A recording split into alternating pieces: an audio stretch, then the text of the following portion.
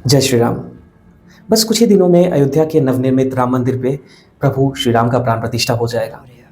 एक ऐसा दिन जिसके इंतजार में सदियां गुजर गई, एक ऐसा दिन जिसको देखने के लिए कितने ही लोगों ने अपनी जानें गंवाई, और एक ऐसा दिन जिसके इंतजार में पीढ़ियां गुजर गई।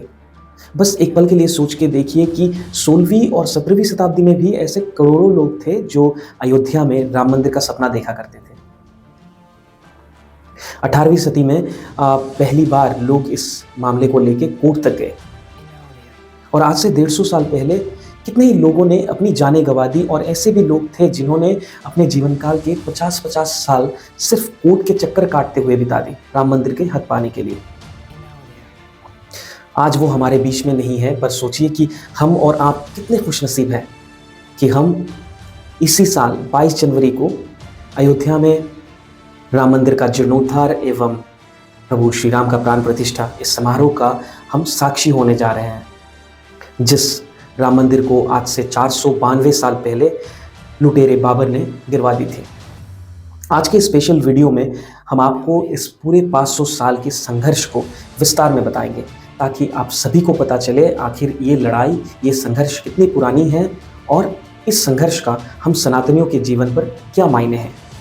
तो आप सभी से अनुरोध है कि आप इस वीडियो को पूरा देखें, कमेंट में जय श्री राम ज़रूर लिखें, और अपने आस पड़ोस में सभी राम भक्तों तक इस वीडियो को ज़रूर शेयर करें, ताकि सबको ये पता चले आखिर सच्चाई की लड़ाई इतनी आसान नहीं होती, इसे रातों रात नहीं जीते जाते। कभी सच्चाई की लड़ाई में सैकड़ों साल भी कम पड़ते हैं, पर आखिरकार सच्चाई की जो जीत है वो निश्चित है। तो आइए शुरू करते हैं इस वीडियो को। तो दोस्तों, जैसे कि आप सभी को पता है कि 1528 में बाबर ने राम मंदिर को तुड़वा के वहाँ पर मस्जिद का निर्माण करवाया, पर बहुत सारे लोगों को उसके पहले का बात नहीं पता कि भगवान श्री राम के पुत्र कुश ने अयोध्या में राम मंदिर का निर्माण करवाया था। सिर्फ अयोध्या में ही सीताराम के 3000 से भी ज़्यादा मंदिर हुआ करते थे। कहा जाता है कि 5वीं शताब्दी ईसा पूर्व में उनमें से कई सारे मंदिरों का हालत ख़राब होने लगा। फिर उज्जैन के राजा विक्रमादित्य अयोध्या पहुँचे और उनमें से कई सारे मंदिरों को फिर से ठीक करवाया। फिर कई सालों तक वो मंदिर वैसे ही वहाँ पर थे। फिर 21 अप्रैल 1526 को बाबर और इब्राहिम लोधी के बीच में लड़ाई होती है। सन 1528 तक बाबर के सेना अयोध्या पहुँच जाते हैं। तभी बाबर के कहने पर बाबर के सेनापति मीर बाकी ने वहाँ पर राम मंदिर को तोड़ के मस्जिद का निर्माण करवाया, जिसे बाद में बाबरी मस्जिद के नाम पे जाना गया। फिर साल 1717 मस्जिद बनने के करीबन 190 सालों के बाद जयपुर के राजा जयसिंह द्वितीय कोशिश करते हैं कि मस्जिद और उसके आसपास की जगह उनको मिल जाए। वो जानते थे कि हिंदुओं के लिए वो जगह कितनी महत्वपूर्ण है। उनका मुगल शासकों के साथ संबंध भी अच्छा था, पर वो ऐसा नहीं कर पाते हैं। फिर वो मस्जिद के सामने ही एक राम चबूतरे का निर्माण करवाते हैं, जहाँ पर हिंदू भगवान राम का पूजा करें। यूरोपियन जियोग्राफर जोसेफ इफेन थलार, जो कि 1966 से 1971 तक उसी जगह पर थे, उन्होंने भी अपनी रिपोर्ट पर राम चबूतरा होने का जिक्र किया है। ये वो वक्त था जब हिंदू चबूतरे पर राम का पूजा किया करते थे और मुसलमान मस्जिद में नमाज पढ़ा करते थे। पर हिंदू मंदिर गिरने के 250 साल के बाद भी इस बात को भूल नहीं पाए थे। यूँ तो अयोध्या में भगवान श्री राम के हजारों मंदिर थे, पर हिंदू इस बात को नहीं मान पा रहे थे कि आखिर भगवान श्री राम के जन्म स्थान पर मंदिर को तोड़ के मस्जिद कैसे बना लिया गया। 1813 में हिंदू संगठनों ने पहली बार इस बात का दावा किया कि 1528 में बाबर ने राम मंदिर को तोड़ के वहाँ पर मस्जिद का निर्माण करवाया। कहा जाता है कि फैज़ाबाद के अंग्रेज़ अधिकारियों ने भी अपनी रिपोर्ट में इस बात का जिक्र किया कि मस्जिद पर हिंदू कलाकृतियों का अवशेष मिला है। पूर्व IPS अधिकारी किशोर कुणाल ने भी अपनी किताब अयोध्या रिविजिटेड पर इस बात का जिक्र किया है। उसके बाद सन 1838 में ब्रिटिश सर्वेयर मॉन्टगेमरी मार्टिन ने भी अपनी रिपोर्ट में इस बात का उल्लेख किया कि मस्जिद के पिलर मंदिर के अवशेषों से लिया गया है। ये रिपोर्ट सामने आते ही काफ़ी हंगामा होता है।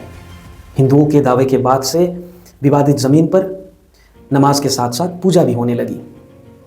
1853 में अवध के नवाब वाजिद अली शाह के समय अयोध्या में पहली बार सांप्रदायिक दंगे हुए। इसके बावजूद भी 1855 तक हिंदू और मुसलमान एक ही जगह पर पूजा और नमाज पढ़ते रहे। 1855 के बाद मुसलमानों को अंदर जाने का परमिशन मिला, पर हिंदू अंदर नहीं जा सकते थे। ऐसे में हिंदुओं ने मस्जिद से 150 फीट दूर राम चबूतरे का निर्माण करके वहां पर पूजा शुरू की। इसके बाद सन 1885 में, यानी कि आज से लगभग 138 साल पहले, ये मामला पहली बार कोर्ट में पहुंचा। उस वक्त निर्मोही अखाड़े के महंत रघुवर दास ने राम चबूतरे पर छतरी लगाने का अर्जी कोर्ट में डाला, जिसको कोर्ट ने ठुकरा दिया। इस घटना से हमें इस बात का पता चलता है आखिर निर्मोही अखाड़ा कितने सालों से इस लड़ाई के साथ जुड़ा हुआ है। इसके बाद सन 1934 में फिर से एक बार दंगा होता है और इस बार दंगे के दौरान मस्जिद की दीवार टूट जाते हैं। बाद में दीवार को फिर से बनवा लिया जाता है, पर इस बार नमाज बंद हो जाता है। उस समय देश में ब्रिटिश शासन था और कांग्रेस के किसी एजेंडे में भी राम मंदिर शामिल नहीं था। उस समय संघ भी इतना मजबूत नहीं था, पर देश की जनता, प्रभु श्री राम के भक्त मंदिर गिरने के 400 साल के बाद भी अपने इस लड़ाई को लड़े जा रहे थे। जब देश में ना अपना सरकार था, ना ही देश की मीडिया आज़ाद थी और ना ही देश में किसी धार्मिक संगठनों का जुगलबंदी हुआ करता था। कुछ था तो वो सिर्फ प्रभु श्री राम के भक्त की भक्ति और श्रद्धा अपने प्रभु के ऊपर, जिसके चलते वो उस लड़ाई को लड़े जा रहे थे और अपने जाने गंवाए जा रहे थे। इतने में आता है सन 1947, जब देश आज़ाद होती है। उस समय सिर्फ शुक्रवार को मस्जिद का दरवाज़ा खुला करता था, जब लोग नमाज पढ़ते थे और राम चबूतरे में लोग पूजा किया करते। देश की आज़ादी होते ही लोगों को ये लगने लगा कि अब तो देश आज़ाद हो चुका है, हमें हमारा हक मिल जाएगा। पर उस समय कांग्रेस के किसी बड़े नेता के शब्द से ऐसा नहीं लगता था कि वो इस लड़ाई में शामिल है या वो राम मंदिर के पक्ष में खड़े हैं। फिर सन 1949 को कुछ ऐसा होता है जिससे लोग हैरान हो जाते हैं। 23 दिसंबर 1949 की सुबह विवादित ढांचे के अंदर से घंटियों की तेज आवाज़ आने लगती है। ऐसा लगता है मानो भगवान श्री राम का पूजा हो रहा है।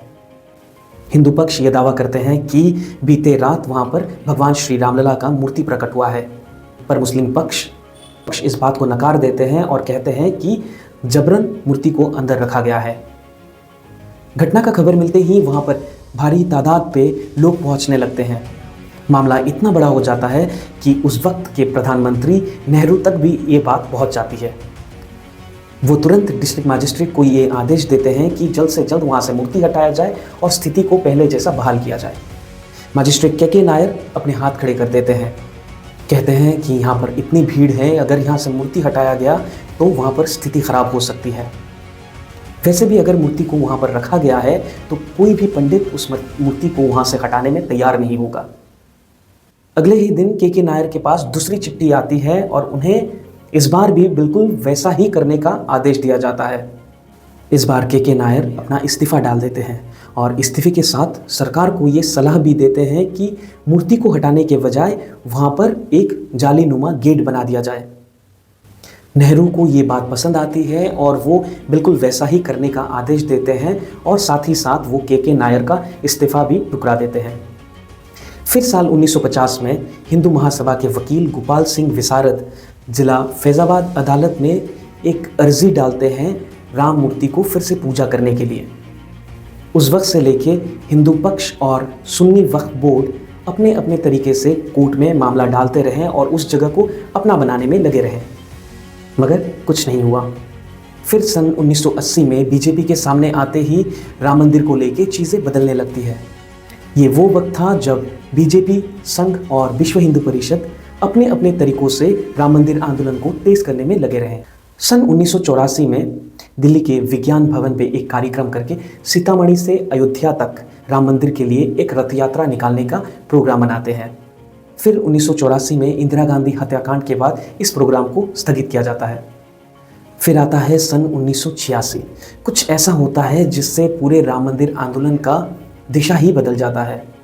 आपको पता होगा कि शाहबानो केस में सुप्रीम कोर्ट शाहबानो के पति को गुजारा भत्ता देने के लिए आदेश देते हैं, पर कुछ लोग इस फैसले से भड़क जाते हैं क्योंकि उनको लगता है कि ये आदेश जो है वो उनके मजहब के खिलाफ है।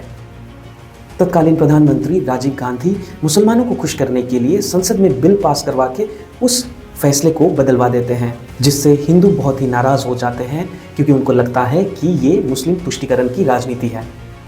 फिर राजीव गांधी हिंदुओं को खुश करने के लिए राम मंदिर का ताला तोड़वा देते हैं, जिससे कि फिर मुस्लिम संगठन नाराज़ हो जाते हैं और तभी 6 फरवरी 1986 को मुस्लिम लीडर्स मिलकर बाबरी मस्जिद एक्शन कमेटी का गठन करते हैं।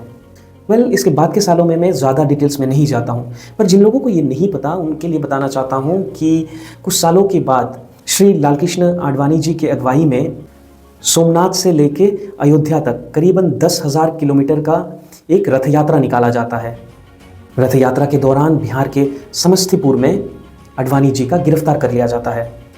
फिर जिस निर्धारित दिन पर अयोध्या में रथ यात्रा समापन होना था, उस दिन वहां पर लाखों की तादाद पे कार सेवक पहुंच गए और उस विवादित ढांचे पर झंडा फहरा देते हैं। भीड़ पर काबू पाने के लिए तभी के मुलायम सरकार कार सेवकों पर गोली चलवा देते हैं, जिसमें बहुत सारे कार सेवक शहीद हो जाते हैं। फिर आता है वो दिन जिसे बहुत लोग शौर्य दिवस के तौर पे मनाते हैं, तो कुछ लोग काला दिवस के तौर पे मनाते हैं। तारीख 6 दिसंबर 1992, करीबन 2 लाख कार सेवक अयोध्या पहुंच जाते हैं। उस वक्त यूपी में कल्याण सिंह का सरकार हुआ करता था और देश में पीवी नरसिम्हा राव प्रधानमंत्री।